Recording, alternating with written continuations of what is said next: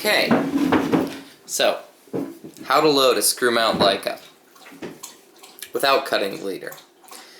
I'll kind of start from scratch here in case you really have never done any of this before. So on a screw mount Leica, the lens is mounted in a screw fashion, not a bayonet. So what you need to do is you need to remove it, you need to lock it at infinity and then turn the lens like so to remove it. Now why to do this? To load the camera? Well, you'll find out in a second. Alright, so what you want to do is make sure you're on advance, which is the little A on this advance and rewind lever. And then cock your shutter by twisting the knob. And you want to set it for the 30-1 setting on the top.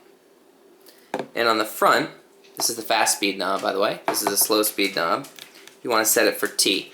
When you push it, it'll stay open. That's what you want. Okay, so now your shutter is open. You go to the bottom of the camera and use your fingernail to pull up this. And then turn it to open or auf. And remove it just by pulling. Okay, set that aside. And then inside you'll have your film spool, so pull that out.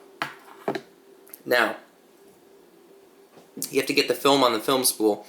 If you look at it, there is a, you probably can't see this on the film, but there is a small arrow knob, or I mean, sorry, arrow little holes to denote the film direction.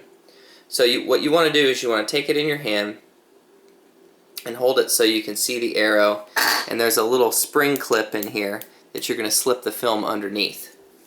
So you take the film and pull out a small short length of it, and then you're going to want to load it such that this side, the emulsion side, is going to face the lens, obviously. So you want to make sure that you orient it such.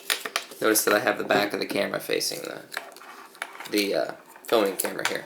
So I orient it so the emulsion will face the lens. And then you slip the leader under the little spring clip until you see that all the holes now show your film under the little arrow. Now you take it like so and unwind just enough so that your film roll will go in this side over here, and then your spool will go over here. And then you just kind of slip it in. Notice there's no opening back on these cameras. This came before the opening back, obviously. You slip it in there, and you may need to get a little bit of tension on this side to get it to slip down in there kind of smoothly. And then generally you'll see that you haven't quite gotten the film correct. And this is why you have the lens off, so you can see this. And you can see here maybe that I have some sprockets showing at the top. So what you do is you turn the camera towards you, and you just use your thumb to press it up while pressing whichever side of the film isn't quite loaded all the way in. And now it's in fully. Now that you've done this, you can put the back on the camera, or the bottom back. And, oops, be a little fiddly sometimes, mine at least.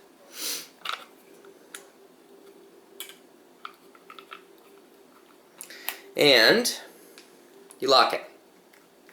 Now, you're not done yet. Obviously, you have to put the lens back on. So go ahead and put the lens back on. Screws down in there. Again, if you have it on infinity lock, that's easier to do. Okay? So that's on. Now what you want to do before you do anything else is reset the film counter to -2, and then you take the rewind spool up, or the rewind knob up, pull it up, and turn it until you feel some resistance. Now don't turn it too hard. You just want to take up the slack in this film spool. You'll see why in a second. Alright, so I got a little bit of resistance now, so I push it down. Now, when I turn this to wind it, you can see my rewind knob turned.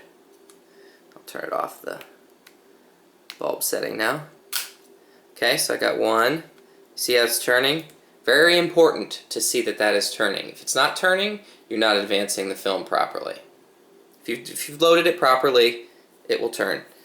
I will admit I've taken a whole roll of film without exposing anything. So there you go. That's how you make sure that doesn't happen. Once you've gotten 2 exposures done, 2, you'll be at 0. This 0 frame, well, if you've loaded it just how I showed you, will actually be a good frame. So you can actually typically get 38 on a roll of a Barnack Leica. And that's it. That's how you load your Leica screw mount.